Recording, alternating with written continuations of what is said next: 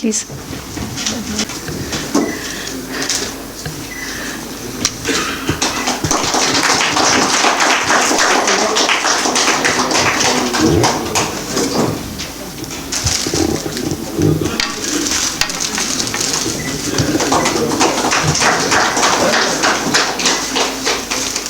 Thank you, sir. Sir, to share a few words with us.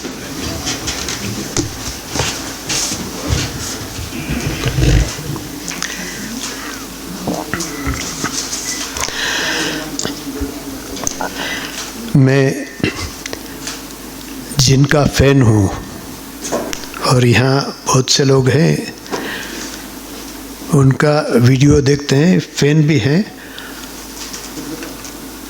ऐसे हमारे दोस्त अतुल खिलवाड़कर जी, बैंकों के अविनाश जी सिंथरे, अशोक नायक जी,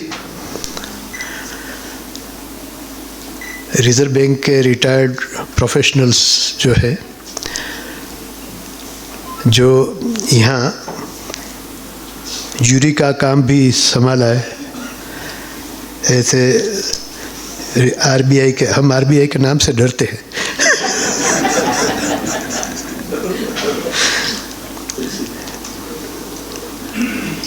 नैफकब में हमारे साथी डायरेक्टर गौतम भाई व्यास, जो दिखाई नहीं देते हैं यहाँ, बट इज हियर। नैफकब में हमारे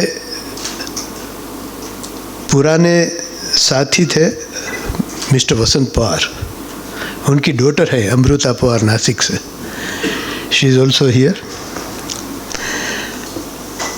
और बहुत से जाने माने चेहरे दिखाई देते हैं जो कोऑपरेटिव बैंकिंग सेक्टर से है। और आज एक ऐसा दिन है कि हम सब साथ में इकट्ठे हुए तो हमारी बात ठीक से करें और बात करने का मौका भी मिला है। हम क्या थे और क्या होने जा रहा है।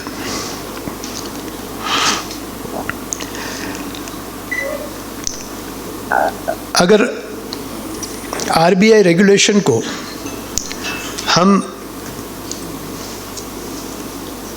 देखें तो आरबीआई रेगुलेशन एक पहले 2001 में माधवपुरा एपिसोड हुआ, उसके पहले का एक अलग रेगुलेशन था, उसके बाद का अलग रेगुलेशन है, और बाद में पीएमसी बैंक का, उसके बाद का एक और अलग रेगुलेशन है। तो हम उसको 3 भागों में बांट सकते हैं। लेकिन कहीं ना कहीं रेगुलेशन के नाम से हमारे ऊपर प्रेशराइज किया जा रहा है। कभी ऐसा लगता है कि रेगुलेटर्स हमें समझते नहीं है और हम उनको नहीं समझते।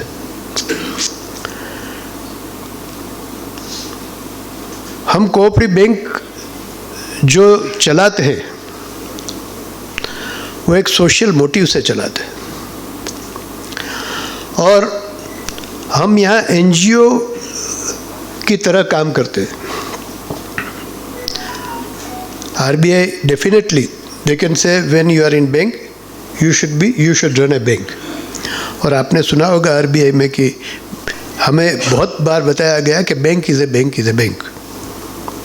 ठीक है, बैंक इज़ ए बैंक, लेकिन we are also cooperative society. We are registered under cooperative and we got a license.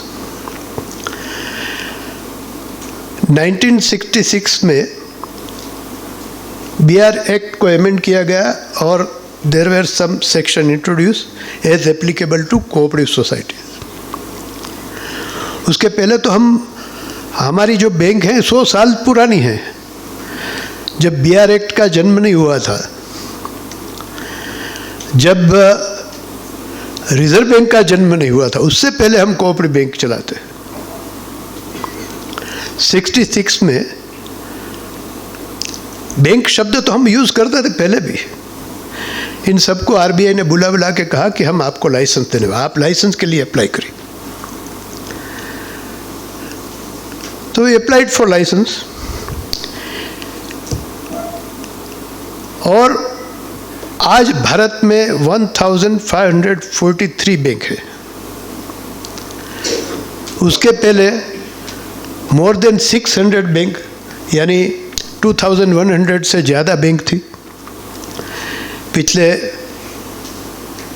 जो 2000 के बाद जो घटनाएं घटी, उसके बाद हम रिजर्व बैंक एक का लाइसेंस कैंसिल कर रही है, या हम खुद मर्ज हो रहे हैं।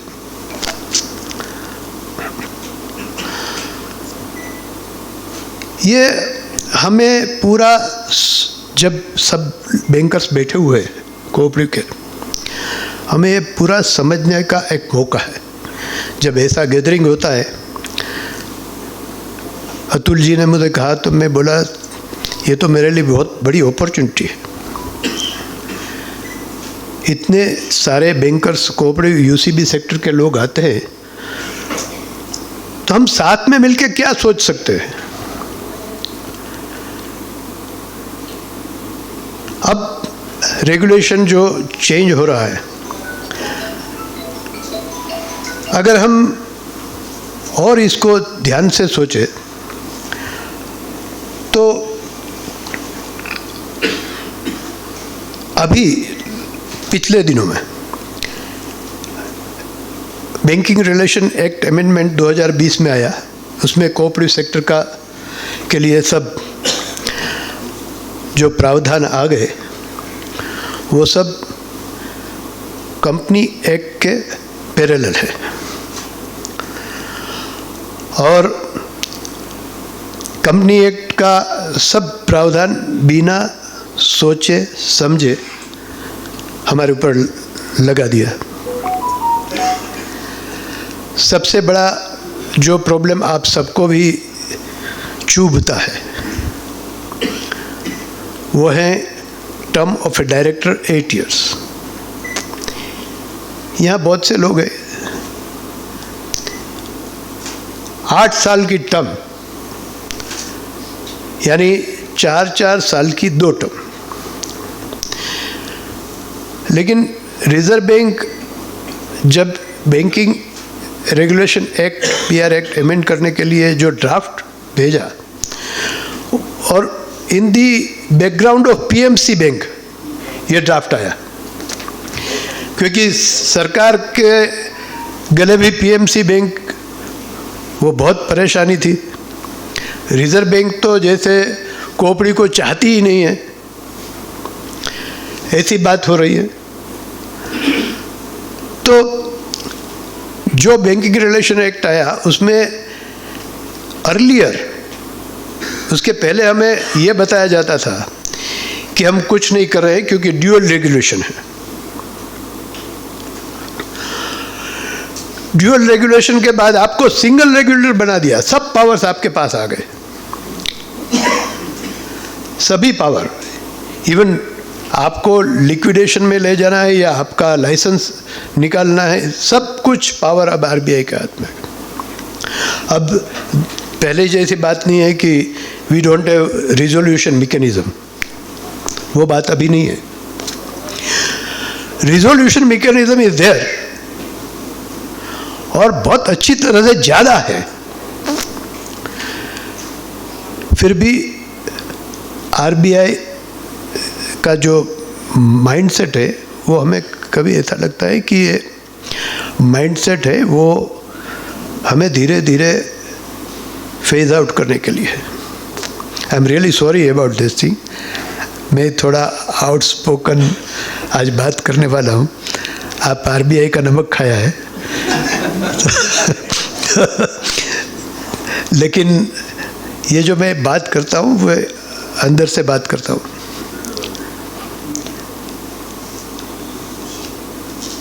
बीआर एक्ट का 8 साल का जो इश्यू है, उसके पहले एक भारत के कॉन्स्टिट्यूशन में 97th अमेंडमेंट आया और कॉन्स्टिट्यूशन में बहुत सारे कोऑपरेटिव की हाई पावर कमेटी बनी थी और उन्होंने जो सजेस्ट किया था वो संसद ने 2/3 मेजॉरिटी से पारित किया और 97th अमेंडमेंट ऑफ कॉन्स्टिट्यूशन बन गया। उसमें सबसे बड़ा, बहुत इम्पोर्टेंट है, हम सब के लिए गौरव की बात है, वो ये है कि राइट, फंडामेंटल राइट में कोऑपरेटिव को डाल दिया। जैसे right to form political party, right to form a union, वैसे ही right to form a cooperative, ये हमारा राइट है, वो फंडामेंटल राइट में कॉन्स्टिट्यूशन में डाल दिया। उसके साथ ही जो विजनरी थे उन्होंने कहा कि कोऑपरेटिव में ज़्यादा देर एक ही लोग आए, ऐसा नहीं चाहिए, तो उन्होंने 5 साल की 2 टर्म की, 5 ईयर ईच, ऐसी 5 साल की 2 टर्म की और बाद में 1 टर्म का कूलिंग पीरियड, यानी आपको 5 साल आपको कहीं आना नहीं है तो कूलिंग पीरियड दिया। वो ऑलरेडी एग्जिस्टेंस में था और BR एक्ट में 4 and 4 8 ईयर्स का प्रावधान कर दिया। ठीक है, BR एक्ट को कंपनी एक्ट के साथ पैरेलल कर दिया, लेकिन 8 साल के में अब ऐसा इंटरप्रिटेशन हो रहा है कि जिसका 8 साल हो गया वो कल से निकल गए हैं। जून 2020 में जब ये कोई एक डेट थी, मैं याद नहीं है, उस लागू हो गया, तो उस दिन जिसको 8 साल हो गए वो सब को निकलना है। ऐसा कभी प्रोविज़न होता नहीं है, फिर भी आया।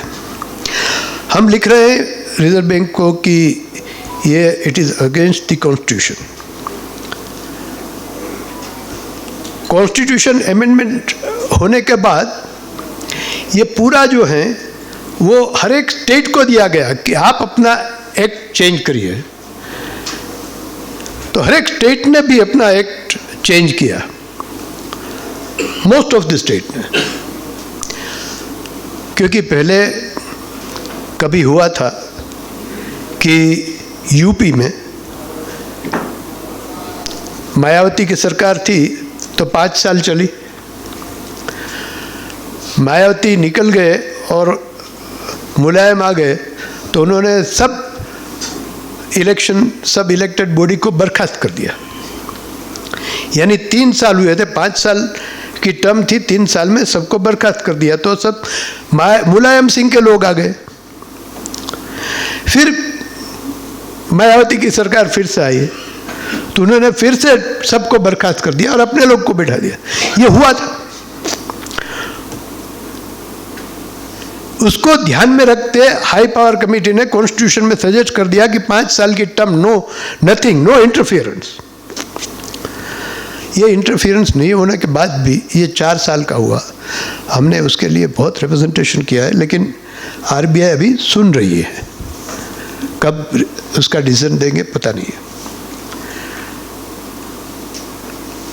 उसके बाद जो रेगुलेशन में जो चेंज आ रहा है और भारत सरकार ने जो विजुअलाइज किया कि कोऑपरेटिव बहुत अच्छा काम कर सकती है, भारत की इकोनॉमी में बहुत बड़ा कंट्रीब्यूट कर सकती है, इसलिए एक नया मंत्रालय बनाया कोऑपरेटिव का, सहकारिता का मंत्रालय, और उसको एक पंचलाइन आप नारा कहते हैं, नारा दिया सहकार से समृद्धि की ओर। ये बहुत बड़ा बदलाव है। भारत सरकार कोऑपरेटिव का इम्पोर्टेंस समझ गई है। अमित शाह ने NAFCP के एक फंक्शन में कहा कि भारत की इकोनॉमी 5 ट्रिलियन तो हो जाएगी, 6 ट्रिलियन भी हो जाएगी, 7 ट्रिलियन भी हो जाएगी, लेकिन ये कोऑपरेटिव की आवश्यकता क्यों है? तो उन्होंने कहा कि ये 5 ट्रिलियन बनाने के लिए सिर्फ अडानी अंबानी ही काम करेंगे? अगर सिर्फ उनसे होगा तो बहुत बड़ी डिस्पैरिटी हो जाएगी भारत में। फुटपाथ पर सोने वाले मिडिल क्लास लोगों का, उसको भी ग्रो करना है। इकोनॉमी ग्रो होती है तो सबको ग्रो करना है। इसलिए ये कोऑपरेटिव का एक उन्होंने इम्पोर्टेंस माना। और ये सहकार से समृद्धि, ये नारा सरकार का नहीं है, ये सब हमारे लिए है, कोऑपरेटिव वर्कर्स के लिए, जो कोऑपरेटिव में काम करते हैं। हमें देख के साबित करना है कि सहकार से समृद्धि आती है। धीरूभाई अंबानी से समृद्धि नहीं आएगी। सिर्फ अगर आप सबको साथ में लेकर चलना है, अगर सबका ग्रोथ चाहते हैं, तो सहकारिता को भी बढ़ावा देना पड़ेगा। ये दूसरा रेगुलेशन चेंज हुआ। एक एक्सपर्ट कमेटी, ये BR एक्ट आने के बाद एक्सपर्ट कमेटी ने मिस्टर विश्वनाथन के चेयरमैनशिप पे कमेटी बनी। I was one of the member. Expert committee ने बहुत से रिकमेंडेशन दिए। ऑफ कोर्स मैं इस सबके साथ सहमत नहीं हूँ और मैंने डिसेंट नोट भी रखी थी। पता नहीं पहली बार RBI ने किसी रिपोर्ट में डिसेंट नोट रखी थी, मैं जरा अड़ गया था। तो विश्वनाथन जी ने कहा कि नहीं, आपका डिसेंट नोट हम रखेंगे, तो वो भी रखी थी। लेकिन एक्सपर्ट कमेटी का एक बहुत बड़ा रिकमेंडेशन है कि अभी जो टायर 1 और 2 में है UCBs, 100 करोड़ से नीचे वाली टायर 1, 100 करोड़ से ऊपर वाली टायर 2, उसको 4 टायर में बांट दिया जाए। 100, 500, 10,000 और 10,000 से ज़्यादा। अब देखिए how important this 4 tiers are. आप इसे बहुत से रेगुलेशन लगाते हैं और रेगुलेटर का काम भी है देखना है कि सभी के लिए अलग नहीं होता है, सबके लिए एक ही होता है। अभी 4 टायर को अगर आप जो टायर 1 की बैंकों को जो रेगुलेशन देंगे वही 4th को देंगे, तो बहुत बड़ी गड़बड़ हो जाएगी। बीच में मैं एक और बात कहना चाहूँगा। रिजर्व बैंक ने थोड़े समय पहले एक सर्कुलर निकाला था। वो था to convert cooperative banks into private entities. यानी अगर आपको कोऑपरेटिव में से प्राइवेट एंटिटी करना है तो आप कर सकते हैं। देखिए how the kind of thought ये जो है जिसके दिमाग में आया वो कितना गड़बड़ वाला है। पूरा स्ट्रक्चरल चेंज है। हमारी बैंक 100 साल से 70 ईयर्स से है। उनके जो 4 फादर्स ने कोऑपरेटिव बैंक बनाई थी तो वो छोटे लोगों को मदद करने के लिए। मैं मेरी बैंक का उदाहरण दूंगा, राजकोट नागरिक सहकारी बैंक का। When it was started, तब कुछ 10-12 लोग इकट्ठे हुए। उसमें 2 टीचर थे, 2 रिटेल ट्रेडर्स थे और 2 छोटे उद्योग वाले थे। ये सब ने मिलके 980 रुपीज़ की कैपिटल कंट्रीब्यूट करके बैंक बनाई। आज उनका जो है 8,000 करोड़ का हमारा बिजनेस है। सबकी स्टोरी है ये। मैं तो एक उदाहरण दिया, ये सबकी स्टोरी है। ये कल्याण जनता की भी है, सारस्वत की भी है, ये सबकी स्टोरी है। यूनिट बैंक की भी है। लेकिन मैं ये आपको कहना चाहूँगा कि ये जो 8,000 करोड़ का या सारस्वत का बहुत बड़ा जो हुआ है, चेयरमैन बदलते गए हैं। हमारे यहाँ भी शुरू से आज तक कुछ 15 चेयरमैन बदल गए। ये कोई एक चेयरमैन की बैंक है, कोई एक डायरेक्टर जो चले गए उसकी बैंक है? ये बैंक पीपल्स मूवमेंट है। और जो 8,000 करोड़ की जो एसेट क्रिएट हुई है वो सोशल एसेट है, वो किसी एक आदमी के जेब में नहीं जाती है, वो सोशल एसेट है। मैं अगर राजकोट की बात करता हूं तो राजकोट के लोगों की एसेट है ये। सारस्वत कोऑपरेटिव बैंक इतनी बड़ी बैंक हो गई। जब शुरुआत हुई थी सारस्वत ब्राह्मणों के कारण हुई थी, लेकिन अब किसी को पता ही नहीं है सारस्वत ब्राह्मण कहाँ है। लेकिन ये जो सोशल एसेट होती है, this is the only kind of business enterprise कि आप बाकी किसी में भी सोशल एसेट क्रिएट करने का इतना बड़ा काम हुआ है ऐसा नहीं। आप, मैं कहता हूं cooperative is a business enterprise. आप प्रोप्राइटरशिप भी चला सकते हैं, पार्टनरशिप भी चला सकते हैं, जॉइंट स्टॉक कंपनी भी चला सकते हैं, कोऑपरेटिव भी चला सकते हैं। लेकिन there is huge difference between joint stock company and cooperative. जैसे हम सब जानते हैं वहाँ 1 शेयर 1 वोट है, यहाँ 1 हेड 1 वोट है। सबसे बड़ा जो डिफरेंस है कि सेल्फलेस लोगों ने कोऑपरेटिव मूवमेंट शुरू की और जो सोशल मोटिव्स आए हैं ऐसे लोगों ने शुरू की।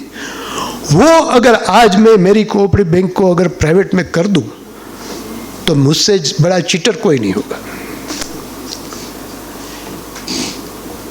नहीं करना चाहिए, अगेंस्ट मोरल एथिक्स सबके खिलाफ है। लेकिन आरबीआई ने कर दिया कि आप बना सकते हैं। आरबीआई ने सोचा था कि बहुत से लोग चले जाएंगे, लेकिन मुझे कहने में बहुत गर्व होता है कि पूरे भारत में सिर्फ 2 बैंक कोऑपरेटिव की कन्वर्ट हुई है, स्मॉल फाइनेंस बैंक में। That circular was to convert into small finance bank, क्योंकि वो आरबीआई नया एक कंसेप्ट लाई है small finance bank. Small finance bank में आप कन्वर्ट कर सकते हैं। सिर्फ 2 बैंक गई तो अब आरबीआई ने सभी स्मॉल फाइनेंस बैंक के क्राइटेरिया अर्बन कोऑपरेटिव बैंक को लगाने का शुरू कर दिया। और ये जो क्राइटेरिया है सबसे बड़ा, जो आजकल हमारे लिए बहुत बड़ा चैलेंज हो गया है, वो है प्रायोरिटी सेक्टर लेंडिंग का क्राइटेरिया। पहले 40% प्रायोरिटी सेक्टर लेंडिंग का अचीव करना होता था हमको। अब स्मॉल फाइनेंस बैंक के साथ, यानी वहाँ 75% है, आपको भी 75 करना है।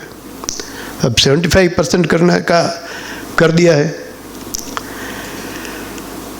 दूसरा ये क्या है कि आपका 50% पोर्टफोलियो वो 25 लाख होना चाहिए।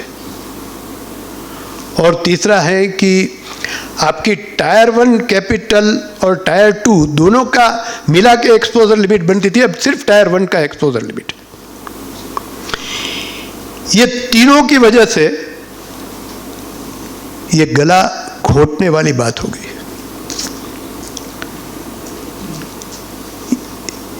हम आरबीआई को लिख रहे हैं कि, और मुझे पता नहीं है कि, लेकिन यहाँ प्रायोरिटी सेक्टर लेंडिंग में किसी ने डिफ़ॉल्ट किया है और आपको सिडबी बॉन्ड में रोकने का फरमान हुआ है। ऐसी कोई बैंक है यहाँ?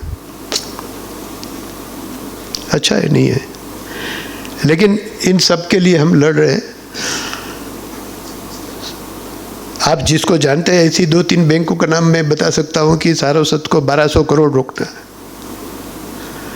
बाकी 200 करोड़ की बैंक है, उसको 50 करोड़ सिडबी बॉन्ड में रोकना है, क्योंकि आपने प्रायोरिटी सेक्टर लेंडिंग का जो टारगेट है वो अचीव नहीं किया है। और आप अगर 200 करोड़ की बैंक में से 50 करोड़ आपको सिडबी के एक रूरल इंफ्रास्ट्रक्चर बॉन्ड है, वो 2.5% का है, उसमें रोकना है सडनली। 2 साल से ये चल रहा था, आज अचानक सडनली कर दिया आरबीआई ने कि आप रोकिए। भारत में हमारे पास पूरे फिगर नहीं है, लेकिन कुल मिला के 300 बैंकों को ये प्रॉब्लम हो गया है। तो ये 300 बैंकों को आज 50 करोड़ 200 करोड़ की बैंक को 50 करोड़ रोकना है, तो आज लिक्विडिटी तो होगी नहीं, लिक्विडिटी तो नहीं है उनके पास, तो उनको गवर्नमेंट सिक्योरिटी सेल करनी पड़ेगी, जो एकदम मार्केट ख़राब है उसी समय करनी है, वहाँ लॉस होगा। और फिर जो कैश होगा उसको आप सिडबी बॉन्ड में रख देंगे, वह 2.5 या 3% का है, जो कि आपका कॉस्ट ऑफ फंड 6% है। तो अगले 3 साल तक आपका डिसाइड हो गया कि आपको आपका प्रॉफिट घटेगा। ये पता नहीं चल रहा है आरबीआई कैसे डिसीजन लेती है। हमने थोड़ी स्ट्रेटजी भी चेंज कर दी है। आरबीआई को गवर्नर को लिखते हैं, लेकिन एक लेटर उसका अमित भाई शाह को भी लिखते हैं। साथ ही साथ में आरबीआई में कल मैं नागपुर था, तो नागपुर में आरबीआई के डायरेक्टर है एस गुरुमूर्ति, पूरा दिन उनके साथ था और उनको सब समझाया। वो कहते हैं मेरे समझ में कोऑपरेटिव सेक्टर नहीं है, लेकिन फिर भी मैं ट्राई करता हूँ। प्रॉब्लम ये है कि वहाँ कोऑपरेटिव सेक्टर को समझने वाला कोई है नहीं।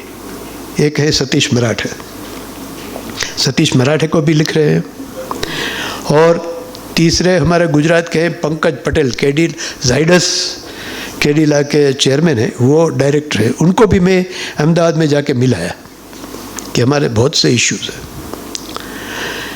ये गला घोटने वाली बात है, और भी बहुत सारे इश्यू हैं। लेकिन मैं आपको ये कहना चाहूँगा कि हम 100 साल से हैं। सर अभी नाफकब ने एक ड्राइव लिया था कि 100 साल पुरानी कितनी बैंक है, तो मुझे कहने में बहुत गर्व होता है कि ये 1500 प्लस बैंक हैं, उसमें 195 बैंक है जिन्होंने 100 साल पूरे किए। 195।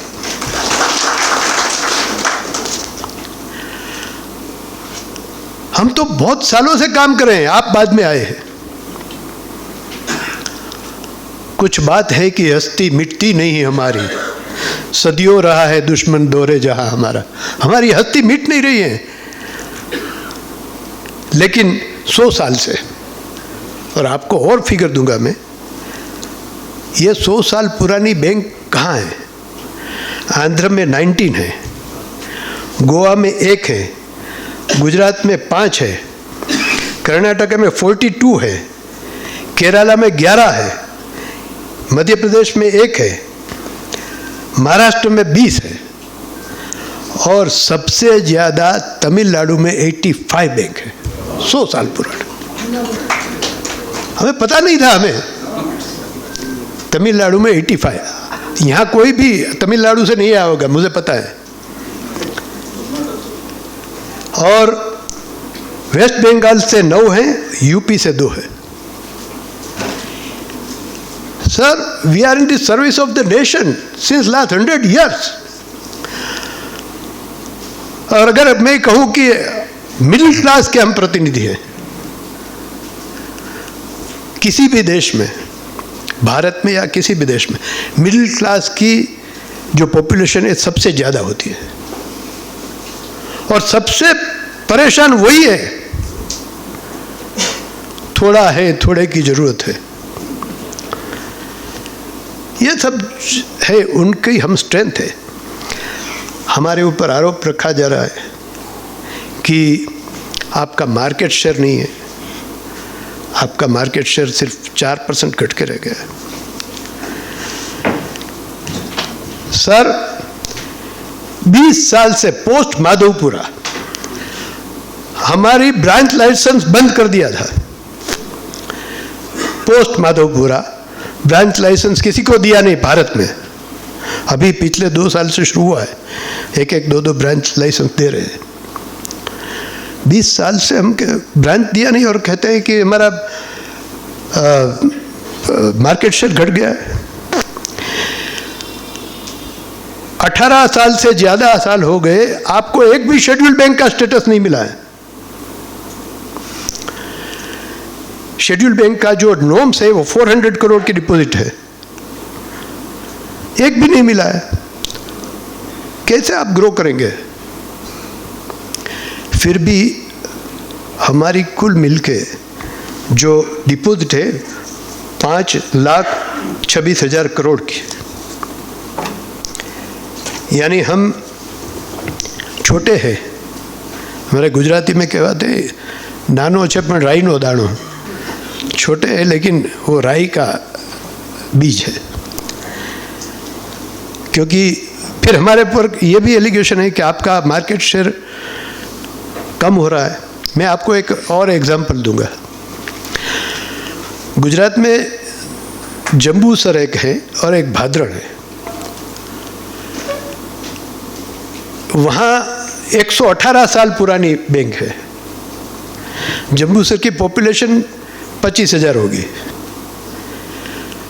जंबूसर में, और आप जानते हैं, और उसकी समझ लो आपकी उसकी डिपॉजिट बेस है वो 20 करोड़ से ज़्यादा नहीं होगा, तो उसका एक्सपोजर लिमिट ही बहुत कम है। लेकिन जंबूसर में और 15 बैंक है, लेकिन ये 1 लाख की लोन देने वाले कोई नहीं है, सिर्फ जंबूसर नागरिक सहकारी बैंक है। तो हमारा जो मार्केट शेयर है वो छोटे लोगों में है। मैं और कुछ उदाहरण ऐसा देना चाहूँगा कि आप मुझे बाद में उदाहरण देंगे, यानी लिख के भेजेंगे। अभी अहमदाबाद के कालूपुर कोऑपरेटिव बैंक है, उसका गोल्डन जुबिली फंक्शन था। मैं गया था तो उन्होंने टोरंट के चेयरमैन को बुलाया था। टोरंट आप सब जानते हैं। उसने सबके सामने कहा कि मेरी पहली लोन कालूपुर कोऑपरेटिव बैंक ने 70,000 की दी थी। 70,000 की पहली लोन कोऑपरेटिव बैंक ने दी। यू विल बी सरप्राइज,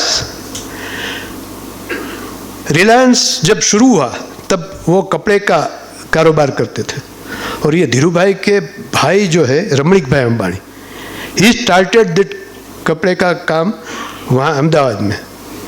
उसकी पहली लोन भी कोऑपरेटिव बैंक ने दी थी। तो हम अंबानी को अभी लोन नहीं दे सकते, लेकिन हम अंबानी बनाने की ताकत रखते हैं, टोरेंट बनाने की ताकत रखते हैं। सबसे पहली लोन जब आप देते हैं तब उसकी बहुत इंपॉर्टेंस है। अब मैंने समय तो ज़्यादा ले लिया है, लेकिन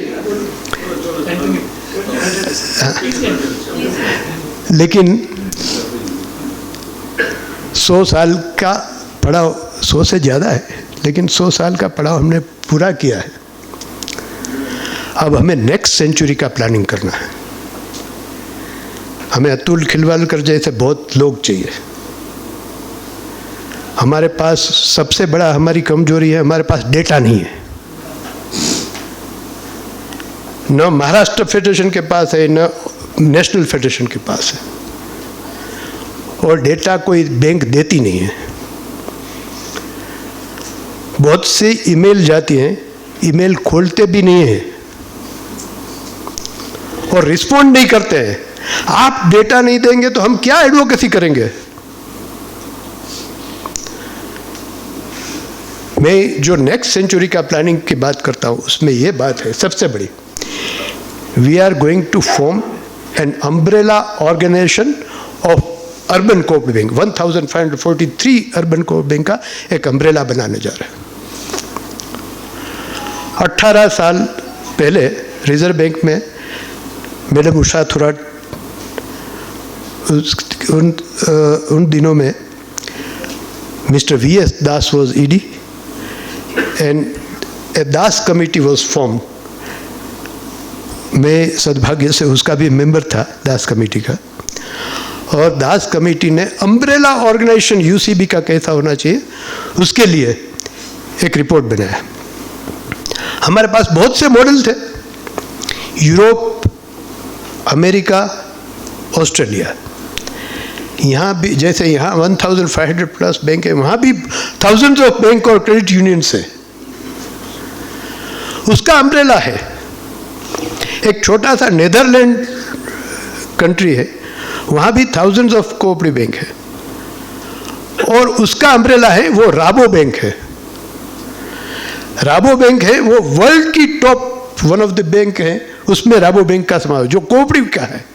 और राबो बैंक वॉज द बैंक, जब यस बैंक यहाँ बन रही थी तो उसकी पहली इक्विटी राबो बैंक ने इन्वेस्ट की थी। तो ये जो कोऑपरेटिव का हम क्या कर सकते हैं कोऑपरेटिव बैंकों का, मैं आपको फिर से एक बार ये कहना चाहूँगा, हमें इंट्रोस्पेक्शन करने की ज़रूरत है। हम अपने किंगडम में बैठे हुए हैं, हम अपने रजवाड़े में बैठे हैं। मैं मेरी बैंक की बात करूंगा तो मैं कहूँगा हमारा 8000 करोड़ का बिजनेस है, हमारी 70 ब्रांच है, हमारी इतनी कार है, हमारे सब ब्रांच के ओन बिल्डिंग है, हम सब यही करते हैं। लेकिन पड़ोस की बैंक मर रही है उसके बारे में हम नहीं सोच रहे। अब हम क्या करें कि हम साथ में मिलकर कुछ काम करें। और छोटी छोटी बैंकों के लिए मैं आपको एक और फिगर दूंगा, वेरी इंपॉर्टेंट।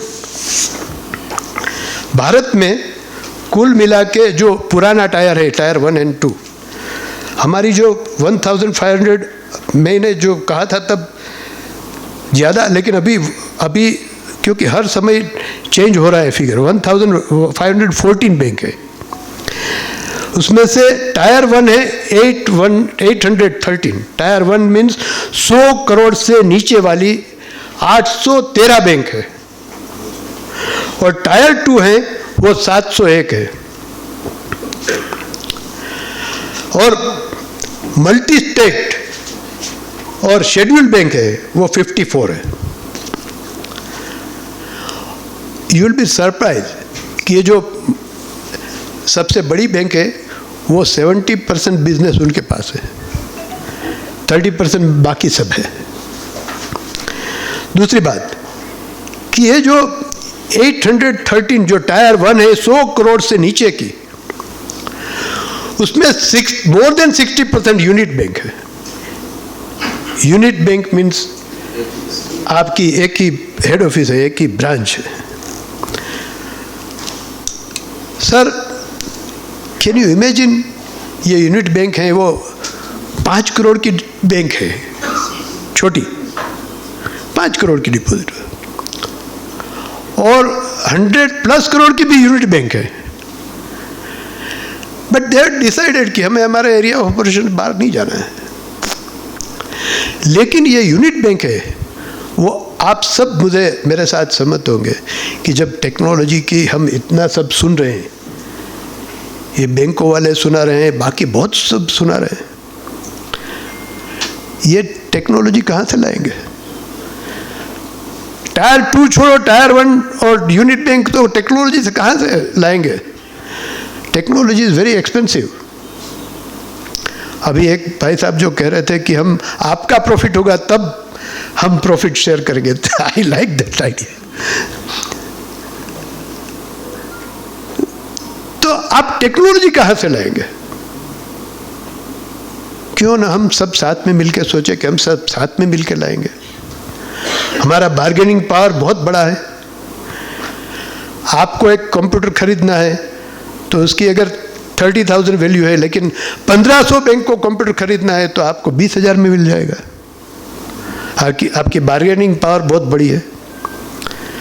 हमारी छोटी बैंक जो है, जो यूनिट बैंक है, हमें फी बेस्ड इनकम करनी चाहिए। ये सब अतुल जी जैसे लोग आपको सिखाते हैं कि कैसे इनकम बढ़ाई जाए, फी बेस्ड इनकम करनी है। लेकिन वहाँ कौन सी इंश्योरेंस कंपनी जाएगी कि हमारे इंश्योरेंस प्रोडक्ट सेल करो?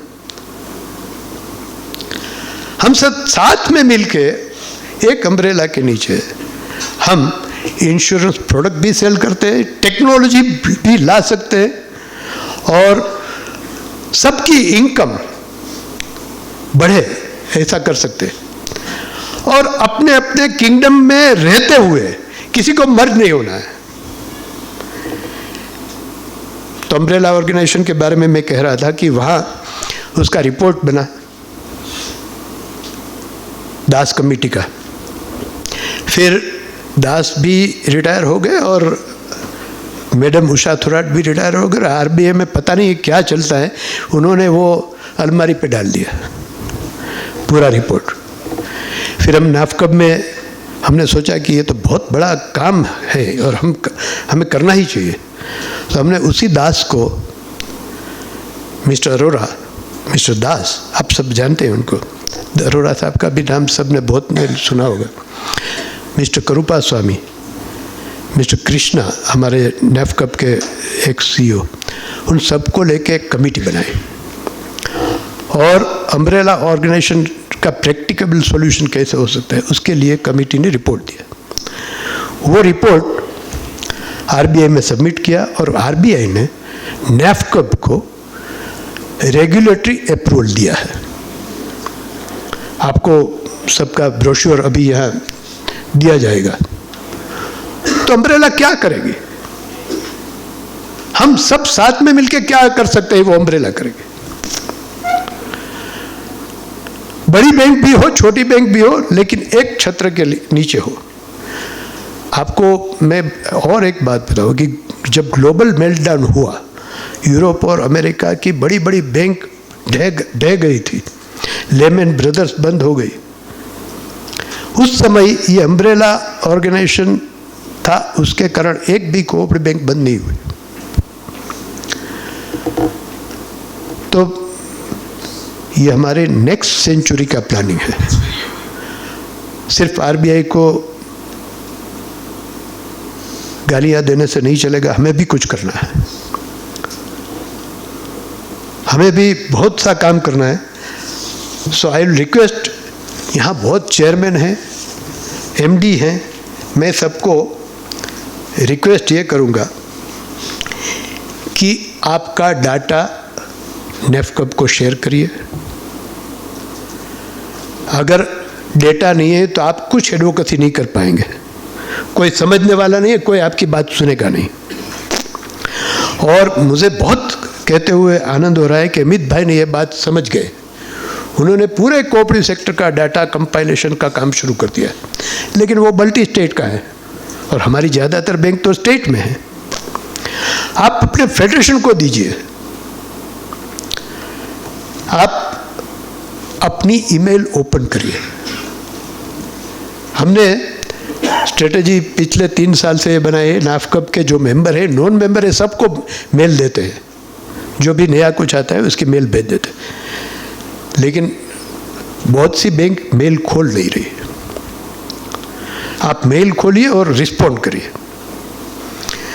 तीसरी बात मैं ये कहना चाहूँगी कि आप नाफकब की और रीजनल फेडरेशन और स्टेट फेडरेशन के मेंबर बनिए, क्योंकि हम साथ में होंगे तो कुछ कर पाएंगे। बहुत से लोग हैं, मुझे कभी शर्म आती है कि नाफकब को नाफकब कहने का अधिकार है या नहीं, क्योंकि 1500 में से अगर 600 बैंक मेंबर है तो हम we cannot represent in true sense. तो आप सब मेंबर बनिए और ये जो अम्ब्रेला ऑर्गेनाइजेशन है उसमें आप सब अपना कंट्रीब्यूशन करिए। अभी रुपया देने की आवश्यकता नहीं है। रिजर्व बैंक ने जो रेगुलेटरी अप्रूवल दी है उसमें 300 करोड़ की कैपिटल हमें इकट्ठी करनी है, वो कोऑपरेटिव सेक्टर से करनी है। और ये नया मंत्रालय बनने के बाद इतना प्रोएक्टिव चल रहा है, मिनिस्ट्री ऑफ कोऑपरेशन, उन्होंने एनसीडीसी है, नेशनल कोऑपरेटिव डेवलपमेंट कॉरपोरेशन, वहाँ से 200 करोड़ सैंक्शन कर दिया है। NCDC will contribute to umbrella 200 crore. लेकिन हमने डिसाइड किया है कि हम एट ए गिवन टाइम जो हमारी कैपिटल हो गई उससे 20% से ज़्यादा नहीं लेंगे एनसीडीसी। अगर आज से 200 करोड़ लिया तो वो the entire company will be driven out. It will be driven away by the government. 200 crore का सैंक्शन लेटर उन्होंने दे दिया है। लेकिन हमारी बैंक को हम बात करते हैं तो हमें क्या फ़ायदा है, वो बड़ी बैंक क्या कर रही है, वो बैंक क्या कर रही है, सब एक दूसरे के सामने देखेंगे। हमने आपको ये रिक्वेस्ट किया है कि आपकी एसेट साइड, एसेट साइज का 0.1% का आप कंट्रीब्यूशन सोच के भेजिए। हम सब साथ में मिलके काम करेंगे। तो रिजर्व बैंक का जो रेगुलेटरी अप्रूवल है उसमें लिखा है कि इसको SRO बनाएंगे, self regulatory organisation. Reserve bank को भी कोऑपरेटिव से छुड़ाना है ना था, वो SRO बनाना चाहते हैं। और एक्सपर्ट कमेटी ने कहा है कि it will be kind of wholesale bank, तो बैंक लाइसेंस मिलेगा बाद में। ये पूरा आज हम नहीं करेंगे तो अगली पीढ़ी आपको माफ नहीं करने वाली है।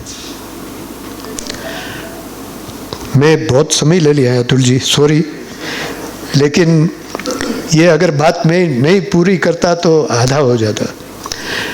तो मैं आप सबसे रिक्वेस्ट कर रहा हूँ कि इसमें सब हाथ मिलाइए, हम सब साथ में मिलकर कुछ कर सकते हैं। अपने अपने किंगडम से बाहर निकलिए और हम साथ में मिलकर कुछ काम करेंगे, ऐसा एक आह्वान देता हूँ। Thank you very much. Bharat माता की।